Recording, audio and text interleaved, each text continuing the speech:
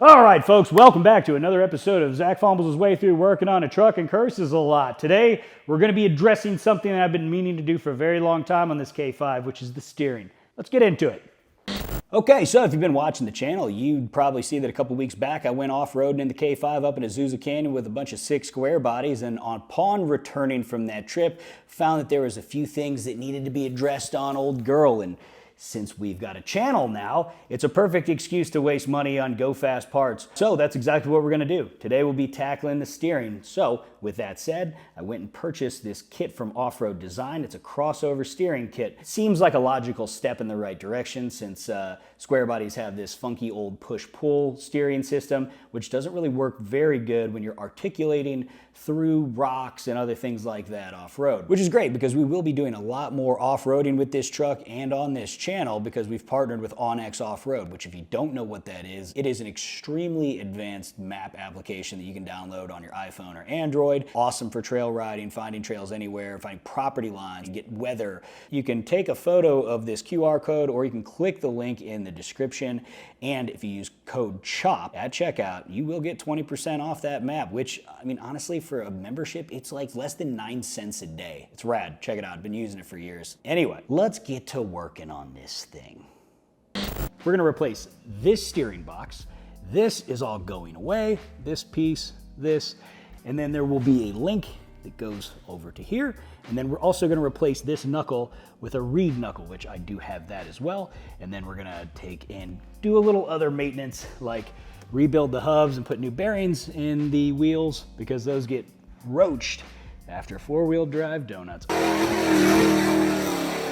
Oh yeah, by the way, if you notice how dripping wet these tires are, that's because my buddy, Freddie LSX, sent me some of that Project Torque tire shine, and damn does it work good. Those boys south of the border, they know their tire shine wet. Anyway, first up, let's take these big old wheels off. Let's go. Maybe tire shining right before this wasn't the best idea. This is slippery. Oh yeah, that's janky. All right, so in an earlier episode, you may have seen me mention this, but here's another good point to always do enough research before you start something, because I just remembered that I forgot some things. We're gonna start taking this apart, but if we're gonna replace this knuckle, we're gonna need ball joints. And by God, I forgot to get ball joints. So the great part about aftermarket rotors is that they're way easier to take off. And plus everything's new. You don't get as dirty and gnarly. Haha, look at that, easy. I was having a hard time finding the exact size Allen this is. It is a 764 on that. So yeah, if you're wondering, there you go. And you're damn right I'm gonna use an impact on it. Is it overkill now? Uh-oh. Probably shouldn't have used the impact to put it in. There we go. Sometimes you just gotta break a couple eggs to make an omelet, you know what I mean? Now we can use this to pull this out.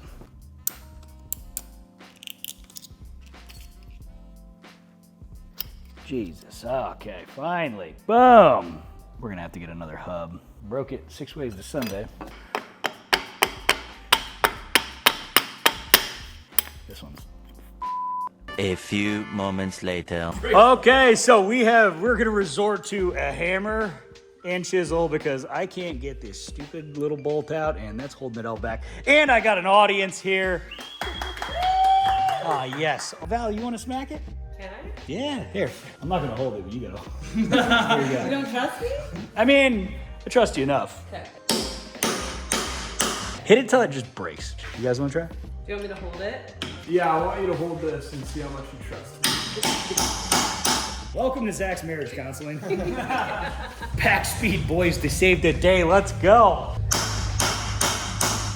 Oh. Oh, Oh, yeah, buddy. Hey, who was the last one to hit it? Technically me. All right, the night is saved. Paige just came here and it's audition night at the strip club. Paige, are you taking the drinking stepdad? No, I can't do that. Gotta be classier than that? Oh, man. He's got a point. Well, I guess we'll get back to work then. Maybe. We're going, dude. We're all going. Man, all right. No girls came up today.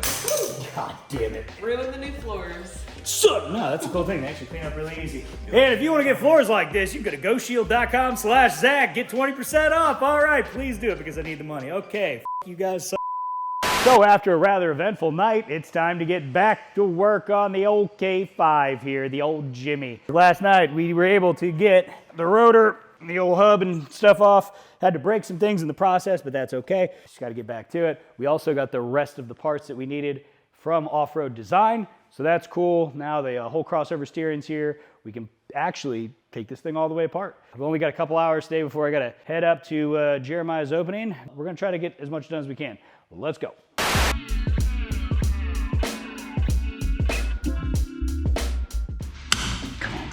Get out. Oh, finally. This thing's been stuck in there. RCV. If you can get this off.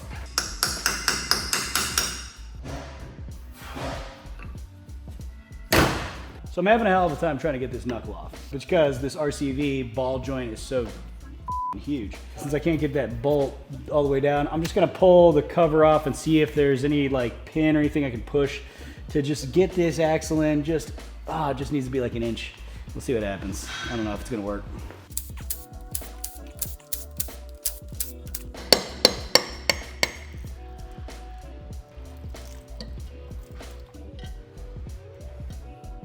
Ain't getting to nothing. Forgot that thing is basically solid. All right, we're back. It's a different day because all of yesterday we were having a hell of a time trying to figure out how to get this RCV axle boot off without ripping it. Let me show you something. Obviously, this RCV axle is gigantic. You can't get the bottom bolt out and to get the knuckle off, right? So, put out a call on Instagram, and our buddy Robbie Layton chimed in at about 1 a.m. He's like, hey, do you know the zip tie trick? So he said, if you can jam a zip tie in there to release the air, right? So this is like pressure, it suctions on here. He said you can get 2 pry bars, you gotta get one on either side, and you gotta just pry it off. So we're gonna try to do that without destroying this. That'd be crazy if this actually works. I'm guessing it's like so. I really don't wanna rip this though. I'm a little apprehensive. Oh, I see what he meant. He said I might wanna put everything back on so I can keep everything stable. Maybe that'll give us a little more grip. Who knows? Dope.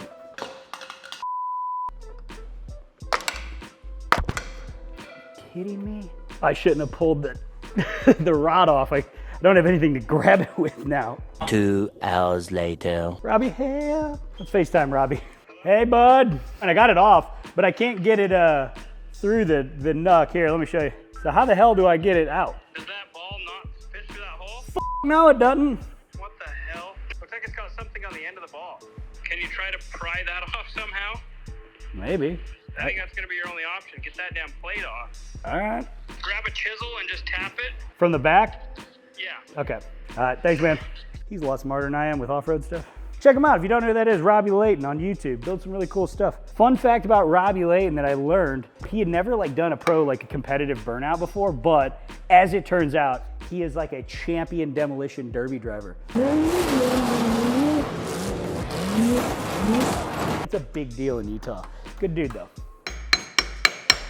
You know, there is one benefit to kind of screwing things up the first time and taking everything apart, is that you learn how everything comes apart. You can't take it as like a failure or get frustrated like I do. I mean, I get pissed off at myself for not knowing this or, you know, doing enough research and stuff like that. But I tell you what, when you have the opportunity to take something completely apart, man, if something else fails, you kind of know where it's at. Usually it's probably your fault too, like in my case, but you know how to fix it. And that's what's important. I hope I don't need that. It's probably still good though. All right, when all else fails, I clearance it. Should probably have some safety glasses. Maybe I can just hit it with a hammer. Oh, dude, there we go. Not celebrated too early. Oh, yeah. Yeah, got it. That's there. Still can't get it out. So as I've come to find out, the CV joint on these RCV axles is Well, it's friggin' huge compared to the steering knuckle on a Dana 44, so it makes getting things out really problematic. Basically, you have to take the whole CV joint apart in order to get the knuckle off. The lower ball joint nut will not travel far enough up with that CV joint in place. There's just physically not enough room. I found that there was one more step that I couldn't quite figure out to get this damn thing apart, so I had to put in another call for help to see what the correct process was for getting it out. And as it turns out, it's really easy. Ricky from RCV called me and he's like, dude, there's a circlip on the inside of this. So we just hold it stable, hit it with the hammer, and now we can, pop it out. Look at that, boom. So this is what the inside of these things look like. And this is why they're so badass. All metal, all mechanical, and then they've got these huge balls. Balls to you! That roll and spin on here. Everybody asks, how have you not blown up your axles yet? Well, I have nice axles. That's why the bearings and the hubs failed, because these are so strong now. Okay, now we can finally get this thing off and move on to the good. Long awaited. Now you can throw this in the trash. Oh wait, we might need some of this. Let's check the reed just in case. You're gonna have the same issue?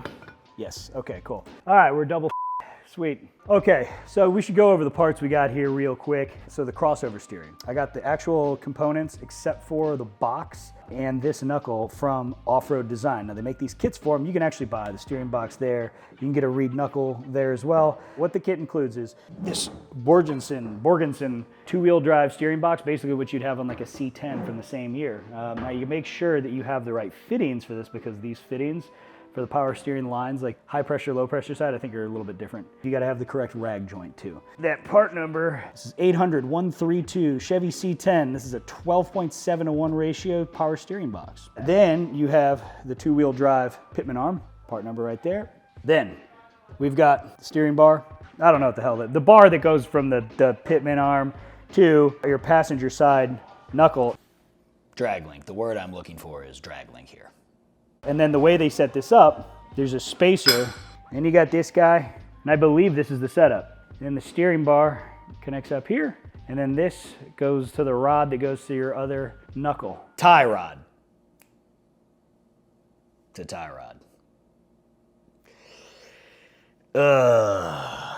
So this reed knuckle, it's all pretty machined, and then you got 4 holes in this one. This allows you to just do a high steer straight out of the gate. We're not doing a high steer. Originally, I got the new spindle nut kit because I know that some of these would break. Sometimes the last 2 times I've taken it apart, the little nipple rips off somehow. It's probably my fault. And then I got like a worn rebuild kit because when we were taking out the old locking hub, we broke the living shit out of it.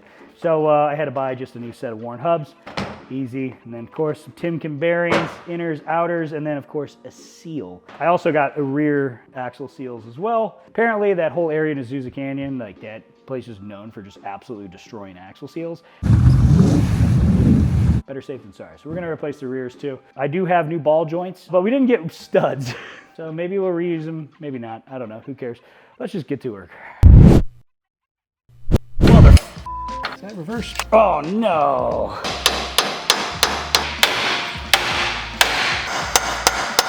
Oh. Okay. I ate all Soupy's presents. Oh no. Thanks, Grim. So that shit doesn't work. Get a Dana 60. A lot of I should have just got into HVAC.